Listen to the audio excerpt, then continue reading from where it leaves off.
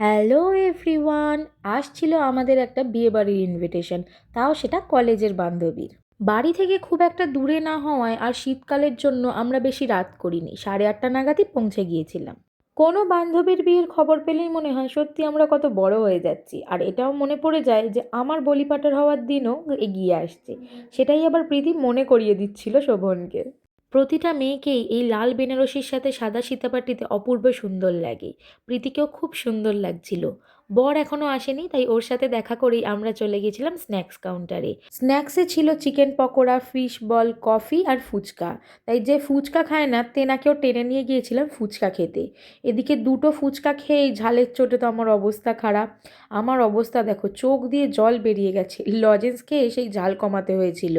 তারপরে বরও এসে গিয়েছিল, বর দেখে আমরা ডিনার করতে চলে গিয়েছিলাম। খাবার দাবারের ভিডিওটা পরে শেয়ার করব। দেখা হচ্ছে নেক্সট ভিডিওতে। Bye bye.